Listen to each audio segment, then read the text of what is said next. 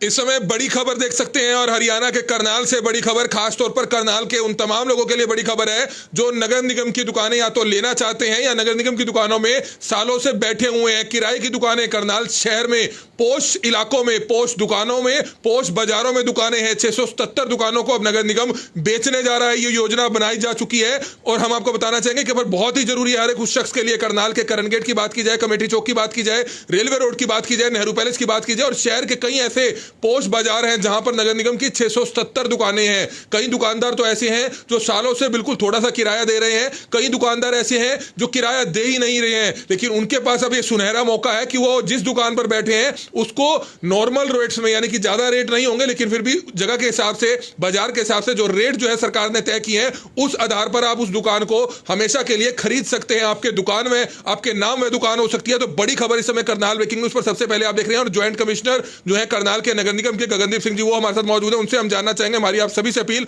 जो भी लोग इस खबर को देखें इस खबर को जरूर शेयर करें। सर, उन सभी दुकानदारों के लिए कहीं ना कहीं एक अच्छा मौका है जो लोग नगर निगम की किराए की दुकानों पर बैठे हैं। सरकार ने योजना बनाई है, हरियाणा सरकार ने, क्या कुछ ये योजना है जिसके तहत उन दुकानों को अब खरीद सकते हैं, क्या बताना चाहेंगे इसके बारे में? पहले तो मैं करनाल शहर के सभी वासियों को नमस्कार करता हूं। इसमें 1/6/2021 को गवर्नमेंट ऑफ हरियाणा ने एक पॉलिसी फ्रेम की है कि जिसके तहत जो शॉप्स और हाउसेस लोगों के पास 31/12/2000 से पहले के पोजीशन में है और लेजिटिमेट पोजीशन में है, जिनके पास उनके रेंट एग्रीमेंट्स हैं, लीज एग्रीमेंट्स हैं, वो इस जो अपनी पर्टिकुलर प्रॉपर्टी को है जो नगर निगम की है उसको परचेज कर सकते हैं।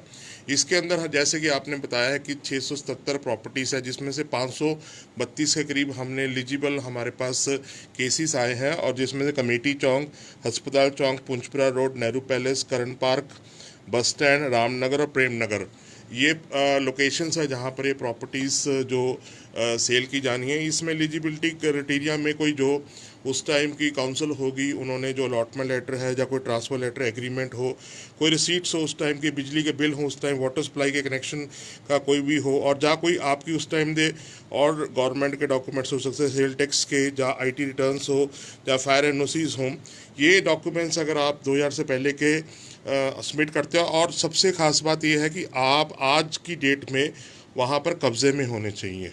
If you are not in possession तो फिर आपकी एलिजिबिलिटी नहीं बनेगी, आप उस जो है उसमें पोजेशन। कई लोग ऐसा करते हैं कि नगर निगम की जो दुकानें होती हैं उसको अगर पगड़ी पर बेच देते हैं 20 लाख की, 30 लाख की, 40 लाख की, तो क्या उन लोगों को दुकान उनके नाम हो पाएगी? देखिए, उसमें ये है कि जो 2000 से पहले जिसकी वैलिड ट्रांसफ़र हो रखी है और उस ट्रांसफ़र को नगर निगम ने एंडोर्स भी कर रखा है, तो उन केसेस के लिए बिल्कुल एलिजिबिलिटी क्राइटेरिया में आ जाते हैं, जो कि नोटिफिकेशन के एलिजिबिलिटी क्राइटेरिया का पॉइंट नंबर 2 भी है।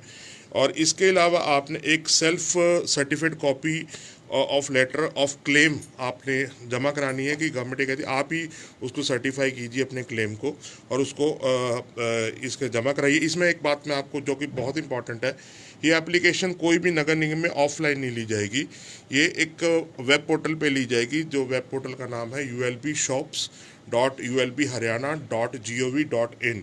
तो हमारे जो स्मार्ट सिटी के डिस्प्ले LED स्क्रीन है उसके ऊपर ये पोर्टल्स को हम डिस्प्ले भी कर रहे हैं। मैं पोर्टल को फिर रिपीट कर देता हूँ, ulbshops.ulbharyana.gov.in। तो इसमें से ये सारे के सारे अपनी जो एप्लीकेशंस हैं अपलोड कर सकते। मेरे पास तकरीबन 10 के करीब एप्लीकेशंस पहुंच भी चुकी हैं। ये 31 जुलाई 2021 इसकी लास्ट डेट है। इसके बाद कोई भी एप्लीकेशन पोर्टल एक्सेप्ट नहीं करेगा। उससे पहले हमें हर हालत में जो कि इच्छुक लोग हैं उनको इसमें अप्लाई करना पड़ेगा। इस तरह का फैसला लिया क्यों गया है कि जो इन दुकानों को जो किराए पर चल रही थी, नगर निगम के पास किराया भी आ रहा था काफ़ी दुकानों का, तो उनको अब बेचने की तैयारी क्यों की जा रही है? क्या लोग ये भी सवाल पूछेंगे कि नगर निगम के पास जो सफिशिएंट फंड्स हैं शहर के विकास कार्यों के लिए, क्या वो कम पड़ रहे हैं? उस कारण लिया गया ऐसा फैसला, किसी और कारणवश लिया गया है? देखिए, जब भी इस तरीके के फैसले लिए जाते हैं वो जनता के, जहाँ आम जनता के हक के लिए गवर्नमेंट लेती है। उसमें दो बातें हैं, एक तो रेंट का इशू रहता है, उसके बाद जब रेंट लेट हो जाता है तो नगर निगम पिनल रेंट लगाती है। अब एक आदमी जो कि तकरीबन 25-30 साल या उससे भी पहले से उस पर्टिकुलर शॉप के अंदर ट्रेडिंग कर रहा है, बिजनेस कर रहा है, उसको आज की डेट में डिस्पोजेस करना या नगर निगम उसका दोबारा पोजेशन ले तो उसके लिए कुछ ना कुछ नेचुरली उसके लिए प्रॉब्लम खड़ी होती है। तो इसलिए मतलब एक सरकार ने बड़ा जेनरस और बेनिफिट फैसला इसलिए लिया गया ताकि ये परमानेंट सेटलमेंट हो जाए। और इसमें से नेचुरली एक जो नगर निगम के हक की बात ये है कि क्यूमुलेटेड फंड्स हमारे पास यहाँ पर आएंगे जो कि मतलब नेचुरली शहर के विकास के लिए यूज़ किए जा सकते हैं। तो इसमें से जो दोनों स्टेक होल्डर्स हैं, चाहे नगर निगम है चाहे उसमें लेसीज हैं जो शॉप्स में बैठे हैं, उन दोनों के लिए बेनिफिट है। तो क्या फॉर्मेलिटीज रहेगी, क्या क्या डॉक्यूमेंटेशन? फॉर्मेलिटीज में से जी बेसिकली क्या है जी कि बेसिकली हमें सबसे पहले ये मैंने आपको डॉक्यूमेंट्स बता दिए, ये ऑनलाइन जाके आपको अपनी एप्लीकेशन देनी है, एक नक्शा भी उसका सर्टिफाइड नक्शा भी आपने सेल्फ सर्टिफाइड नक्शा फ्लोर वाइज सबमिट करना है। और उसके बाद आपकी जब एप्लीकेशन अपलोड हो जाएंगी तो 1 महीने के अंदर हम उसका फैसला करेंगे। उसके अगर कोई डॉक्यूमेंट्स की कमी है तो हम आपको पर्सनल हियरिंग भी इसमें ग्रांट कर सकते हैं। और इसमें मैं थोड़ा सा आपको एक और बताना चाहता हूँ कि इसके जो रेट्स हैं वो बड़े ज़्यादा जेन्युइन रेट्स गवर्नमेंट ने तय किए कि जो 20 से 25 साल पुराना जो लेसी है उनके लिए 80% कलेक्टर रेट का जो प्रेजेंट कलेक्टर रेट है उसका 80% चार्ज किया जाएगा। सिमिलरली 25 से 30 साल पुराना है उसे उनसे 75%, 30 से 35 के लिए 70। सिमिलरली जो 50 साल पुराना है, ऐसे कई स्लैब्स बनी है उसमें से उनका 50% तक ये आएगा। इसके अलावा जो डबल स्टोरी बिल्डिंग्स हैं उनके लिए भी अलग अलग स्लैब्स तय की गई हैं जो कि इंस्ट्रक्शंस यहाँ पर आकर नगर निगम में हमसे कोई भी ओनर ले सकता है। अलग अलग बेची जा सकती है। Yes sir. तो लोगों से कुछ और बताना चाहेंगे, कुछ पॉइंट्स? इसमें जी बहुत गवर्नमेंट ने एक मेटिकुलसली एक पोर्टल तैयार किया गया। पोर्टल बड़ा कॉम्प्रिहेंसिव है, इसमें बहुत कम मैनुअल इंटरवेंशन है। आप अपना अप्लाई कीजिए। इसमें से आपकी जो एप्लीकेशन है नगर का कोई भी आदमी उसको देख सकता है।